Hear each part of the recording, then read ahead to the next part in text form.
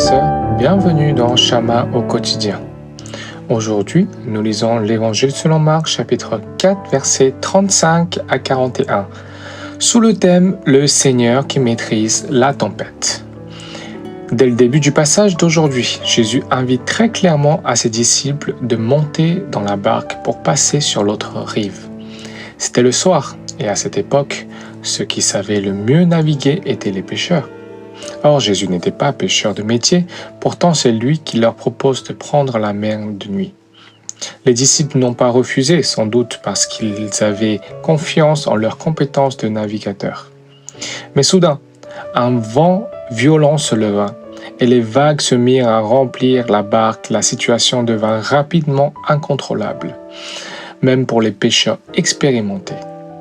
Et là, ils voient Jésus dormir paisiblement à l'arrière du bateau. Pris de panique, ils le réveillent et lui reprochent « Maître, nous périssons, cela ne te fait rien ?» Ce qui veut dire « C'est toi qui nous as dit de partir en mer cette nuit. Maintenant que la tempête est là, comment tu peux dormir tranquillement? Tu devrais avoir peur avec nous. Comment peux-tu rester si calme ?» De même pour nous. Tant que tout se passe bien dans notre vie, personne ne cherche à réveiller Jésus. Et quand tout est sous contrôle, nous laissons dormir dans le coin de notre barque. Mais lorsque les circonstances nous échappent, nous crions aussitôt « Seigneur, c'est toi qui m'as demandé de te suivre, c'est toi qui m'as demandé de vivre pour toi. Pourquoi permets-tu que je traverse de telles épreuves ?» Pourtant dans le texte, Jésus se lève, parle au vent et à la mer, et tout devient calme. Puis il leur dit « Pourquoi avez-vous si peur? N'avez-vous pas encore de foi ?» Les disciples ont vu comment Jésus avait ordonné au vent et aux vagues. C'est alors qu'ils découvrent une nouvelle dimension de Jésus. Notre connaissance de Dieu est très limitée. Souvent, lorsque nous entendons parler de Jésus pour la première fois, nous croyons à moitié. Un peu comme les disciples. Quand il leur demande de partir en mer la nuit, ils se disent sans doute, après tout, cela ne coûte rien d'essayer et c'est un domaine que nous connaissons bien. À travers cet événement-là, Jésus nous révèle une vision totalement nouvelle. Il nous invite à le connaître non pas simplement spirituellement, mais comme celui qui domine sur toute chose. Quand il parle au vent et à la mer, il démontre un pouvoir qui dépasse toute logique humaine. Depuis la nuit des temps, aucun humain n'a jamais pu changer le temps.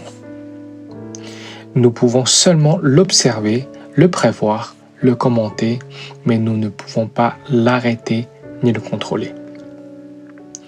Les hommes subissent la nature, tandis que Jésus la commande.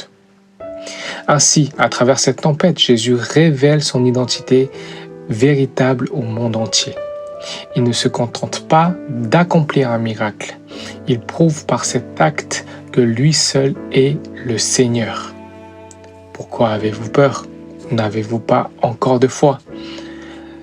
Ces paroles de Jésus peuvent sembler à première vue un peu ironiques, mais en réalité, elles sont profondément encourageantes.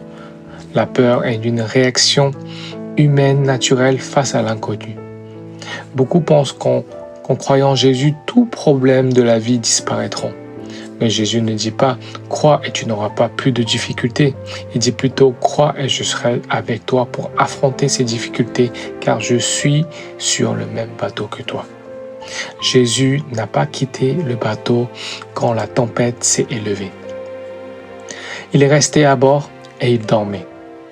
Imaginons, le vent hurle, les vagues frappent la coque et pourtant Jésus dort paisiblement. Et dormir, c'est le signe d'un repos parfait, d'une paix totale. Il ne se réveille que lorsque ses disciples l'appellent. Et cela montre qu'il détient une souveraineté absolue. Il est le maître du vent et de la mer. À la fin du passage d'aujourd'hui, lorsque les disciples voient la tempête se calmer, ils sont saisis d'une grande crainte, non plus à cause de la mer, mais à cause de ce qu'ils viennent de comprendre.